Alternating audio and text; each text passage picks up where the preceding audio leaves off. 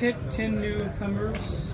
Is that kind of the new normal in college basketball now, just kind of rebuilding the roster each spring? I don't know if that many is normal. I think it's kind of what we expected, knowing what we had last year with last year's team. But I think we'll see it mellow out a little bit here now that we get rid of fifth years and the COVID guys. But yeah, it's not something I haven't done before. You know, as a junior college coach, that was pretty much the norm. But I do like this group, and I think our staff has worked really hard to find the right blend of portal guys with high school guys. Is there anything you're trying to do to expedite the gelling process? You didn't have everybody at one time in the summer, so maybe now the fall it needs to get going a little quicker. Yeah, we've played a lot more just in terms of the chemistry on the court. You know, just actually playing, getting a feel for each other. We're mixing a lot of lineups up. We're never playing the same group every day together. I'm trying to learn that piece of it, who works well together, who doesn't. But that's all part of the process. But, you know, as a character side of things, I mean, they're all getting along. They're all cohesive, and I like that. Do you have so many more nuts to crack, so to speak, things to figure out, connections to make with individual players about specific things, you know, whatever, just compared with when you had a veteran team like last year, that you have to recalibrate your own intensity level, or, you know, like now you got to sort of build up more slowly or something, your expectations or anything like that? I don't change much when it comes to my path on the court. I think the one thing that, you know, we had to make changes last year. You know, we had to figure out how to utilize Marcus last year. You know, he was predominantly playing the wing, and we had to figure out how to utilize him. We made that change really kind of right before the Big Ten game. There'll be some of that this year. I think we've got a pretty good feel. I think we tried to be very specific, and one, we wanted size who could play a lot of different positions, and two, shooting. I think we're doing some stuff offensively that doesn't require, I think it's, for lack of a better term, it's easy. It's concepts more than actions and sets. So I think that part's a little easier. The defensive side of it now, I've said it every year I've been up here, that's the side we have to work the most on, and that's very evident now with this group. You know, the young guys foul too much. We're not tough enough. They've got to understand the how important it is to win a possession. All those things are fitting together. We're still figuring out a little bit, you know, certain lineups, because we can be really big at times. What lineups look like and what they will work together, but that's all part of the fun for me. Everyone's talking about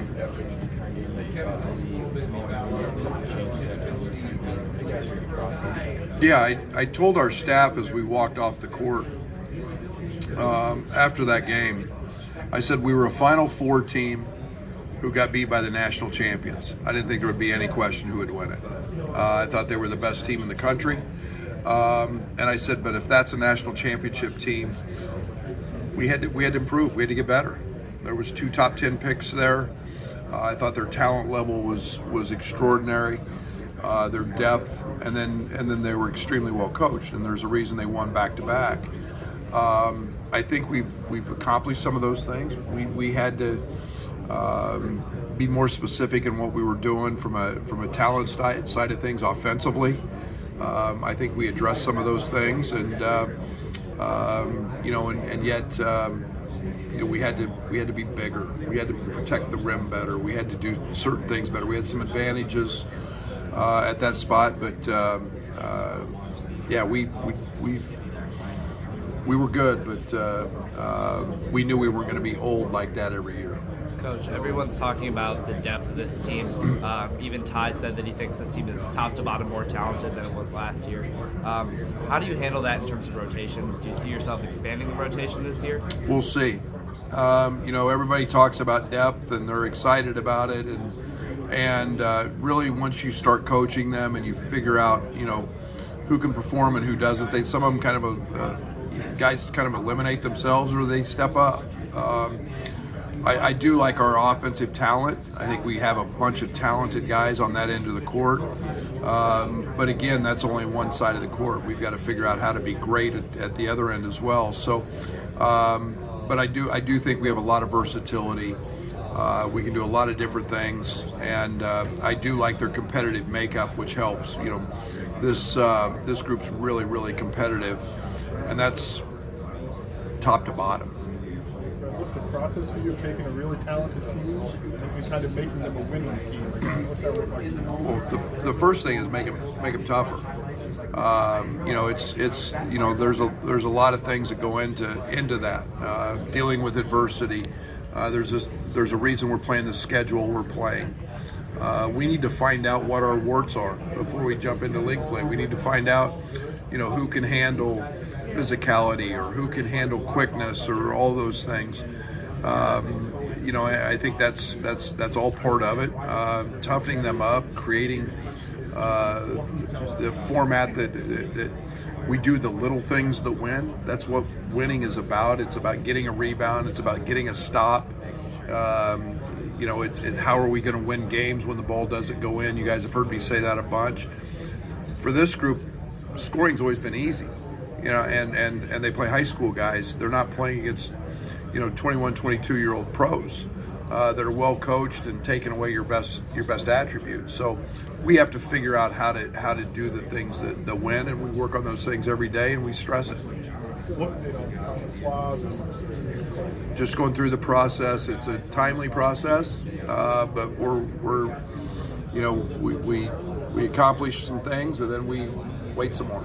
Does it mean something to you that, you know, you turn over, not to, I mean, it's not an all new team, but you turn over largely a new team, as new as any team in the Big Ten that I can think of, going back forever, and yet you're perceived as one of the top contenders. That seems like a reflection of your recent track record, where the program has a different just standing in the world than it, you know, a few years ago. If you turn over an all-new roster, you're not going to be picked for second or third or fourth. Yeah. Now, what does that mean to you? I think it's a tribute to a lot of the really good players we've had, and that we have found some success, you know, over the last 5 years. But again, I think it's a tribute to our staff recruiting. I think we've gotten, you know, everybody puts stars by guys and tabs them as this or that, and I think that's a part of it as well. You know, again, I like where we're at. I always want to be picked towards the top. I always want to be in big games. We're trying to win a national championship, and if all those things fall into place to do that, great. You know, the Elite Eight was a great run. It was great for the players to get to experience that, but that's not why I'm here. And we want to play 2 more games. And we're going to keep the gas on the pedal to the metal and the foot on the gas and whatever other cliche you want to use until we get there. So that's the push, and it's nice to be up there. Now we have to go prove it. This group has to understand there's pressure with that, there's expectations, but as I told them, we sprint to that stuff. Is there a higher ceiling, lower floor?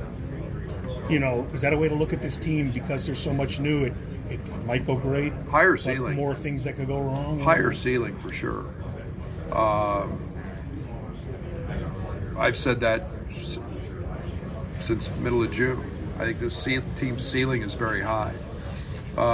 What can go wrong? A lot. That's in any season.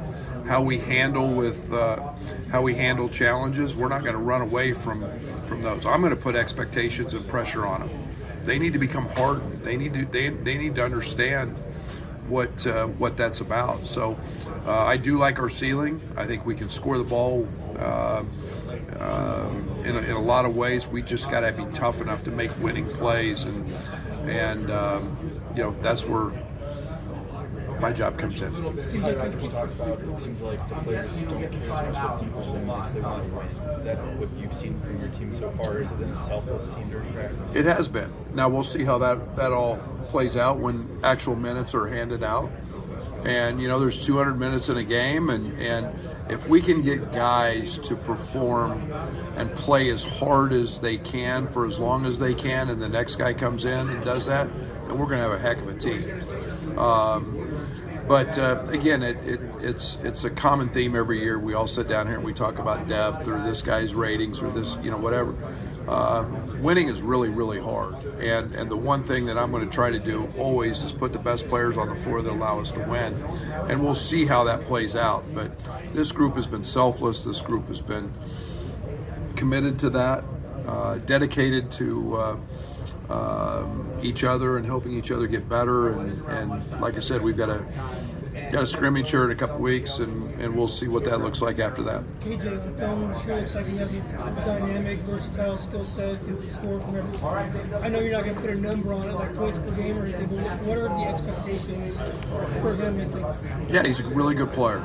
The thing with KJ is he doesn't need to score to be really, really effective. He's a very high IQ player. He's a great passer. He's going to take what the game gives him. If you look at his games with his national team, he had 37 in one because they needed him. He had another one. He had, I think, 11 or 13.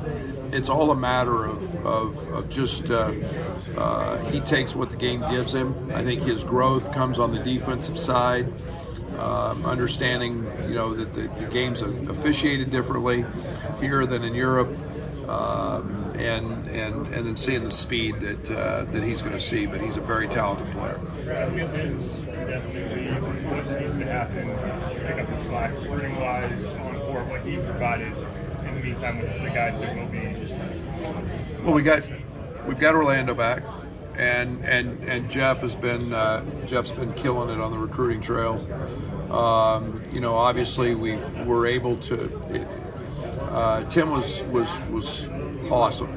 I mean, awesome. And the on the court stuff is we've got a staff of young guys and adding Quay to it. He's done workouts in the NBA. He was very instrumental in Io and Trent's development on the court as a GA. Tyler and Zach are both excellent teachers on the court. That part will be great. We'll be fine. And you don't make up for a Tim with just one guy. He was instrumental in what we did.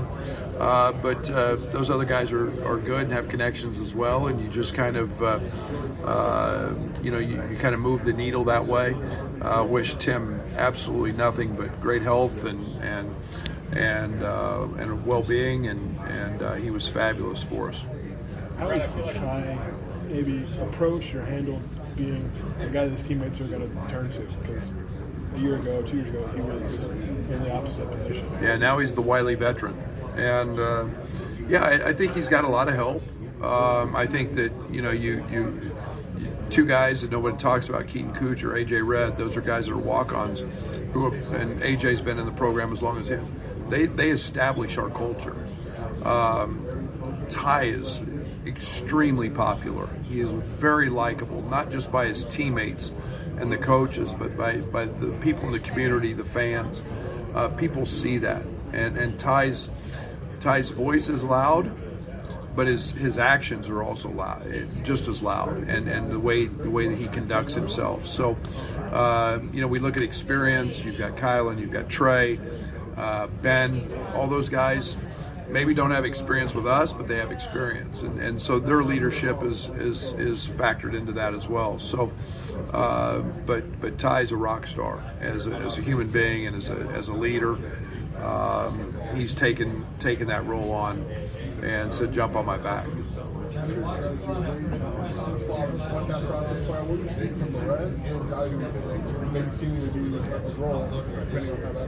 Yeah, Merez has been incredible. Merez has been a guy that we haven't had. He's been that lob catcher that you can throw it up and he just goes and gets it, no matter how high you throw it. He's extremely athletic. He was 252 pounds. He doesn't have a body like a freshman, and we haven't had that kind of athlete. He's a sub 5-minute mile guy at that weight. He's a guy that can really run. And then he's just got that Chicago grit, toughness, dog, whatever you want to use. And he's been a dominant rebounder literally since the summer. For him, it's staying out of foul trouble. It's all the little things on the defensive side that he's got to do. He's got big responsibilities because he's guarding guys in ball screens a lot. But man, I'm excited about him. To dovetail on Scott's question about Ty, I feel like a lot of these questions end up being about improving his jump shot.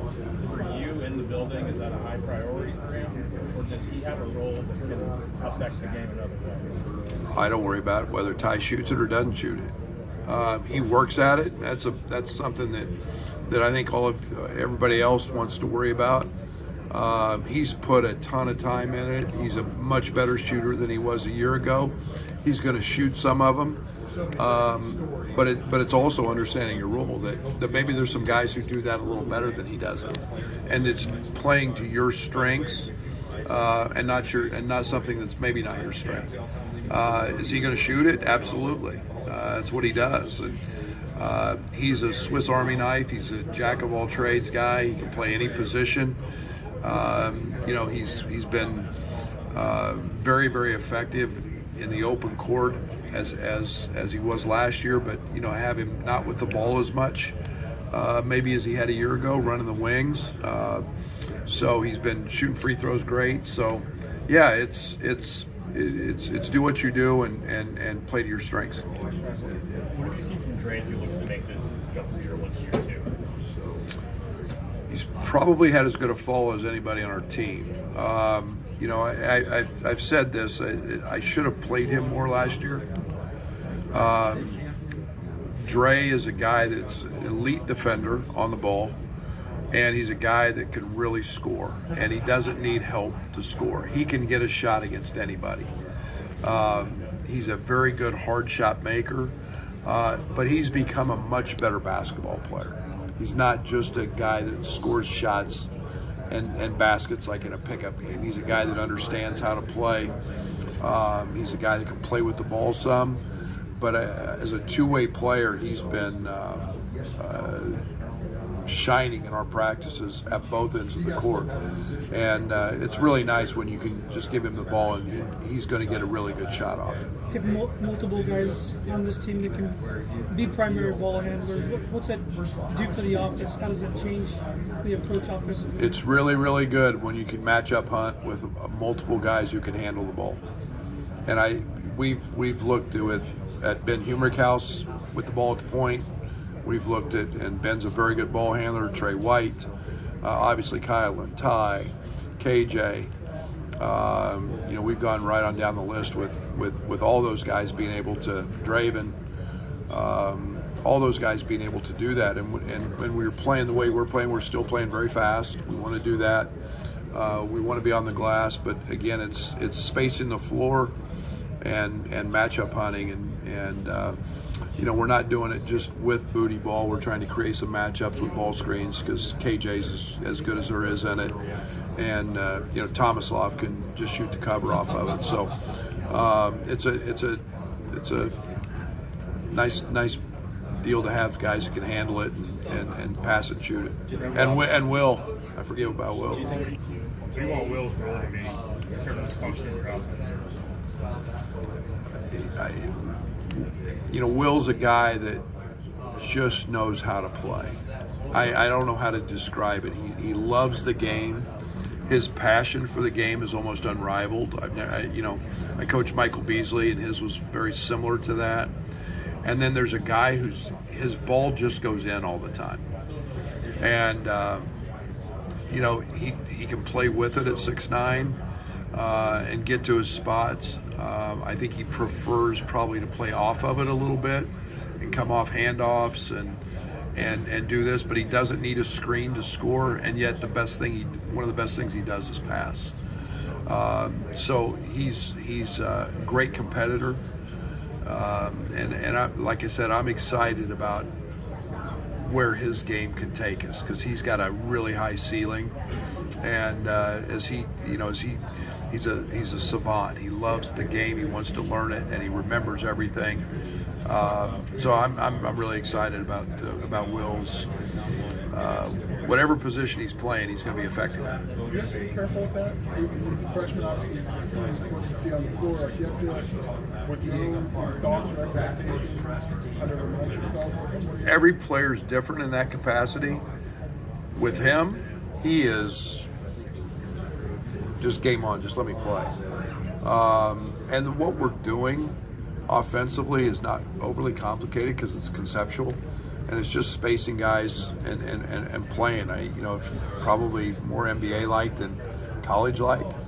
But so his versatility, I mean, he gets in the paint at 6'9". He's very effective. He's a hard matchup, and he's just got really good skills with the ball, especially against size. Totally fair October 4th question here. If you had to throw the ball to somebody on a last possession now, he's going to make a shot for you, or he's at least going to make the right play. Who is it? God dang. I don't know if I know that. I that's something we actually practice, because I need to know who makes them. There's a lot of guys you can throw them to. There's not enough guys with a sack big enough to make them. Sorry. You gotta be tough enough to make it. I mean, Io DeSumo, can I throw the ball to him still? Because he was going to make him. Marcus, more often than not, was going to make him. So I don't know. I don't know that yet. But I'd feel good with KJ, Draven, Will. I mean, maybe Trey. He's been really good. If I got Ben, I mean, he's probably our best shooter. It depends. I don't know. So that's your 5 on the floor? No, I don't put words in my mouth. But those guys can all. I gotta find out who can make it. Do you feel like the offense has developed in chemistry over the offseason? Yeah. We've spent a good amount of time teaching spacing and playing and understanding roles and cutting and so I feel like we're way ahead offensively of where we are defensively right now.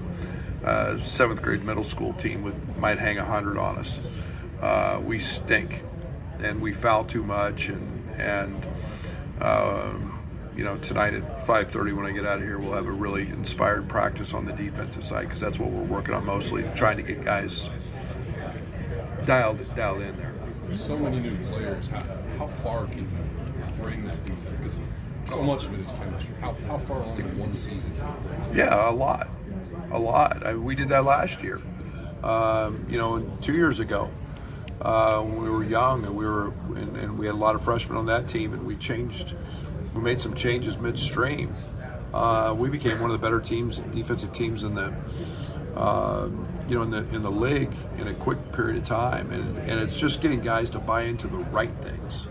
That you're not going to make mistakes, you're not going to foul, you're going to compete, you're going to give the extra effort and the second extra effort, and all those things that truly matter. And then we want to make people shoot. We haven't changed philosophy. We want to make people shoot twos, take away threes from the best shooters, and we're going to continue to stick by that philosophy. Analytics tell you it's a good thing, and we're going to keep living by it. Obviously, long enough to know that even your best defensive teams are going to talk similar to how you just did. So I guess realistically, where are you at defensively? How do you speed that up? We're behind last year defensively, and at one time we were a really good defensive team. So again, it's just youth. And the one thing with young guys is they played because they score for the most part. They don't have the discipline to not foul. They don't have the discipline to do it 18 seconds into a shot clock. They don't have the discipline yet to, after somebody jumps up and they play great defense and hits a shot, to be tough enough to say, okay, I'm going to get you next time. And there's some, you know, there's some toughness that comes with that, and that's what we're looking for. You know, we got a group that takes charges. We got a group that blocks shots. We got a group that we literally spend more time on cleaning up the floor. This group dives on the floor for loose balls. We're getting there. I love that part of it. But just the mistakes and the mental capacity to not get frustrated or not get down and then let it affect your offense, because you know, and this team can be a great defensive team because we have length, we have size, and I think we can challenge and make shots hard, but we can't make the mistakes that we've made. Coach, Jason is going to be in a different situation than all the other freshmen on the roster. Go ahead. Jason's in a different situation than all the other freshmen on the roster. How has his development and his energy been this summer? Oh, he's been tremendous. First of all, Jason's gained 20 plus pounds. I think he's been he's the king of eating waffles. But Jason's been good. He's continuing to work on his jump shot. He's a terrific jump shooter. He's got great hands. Again, the biggest challenge for him is on the other end, but been really pleased. He's had a great summer, and is going to be a really, really good player in the orange and blue. Okay, I got it. Cut him off.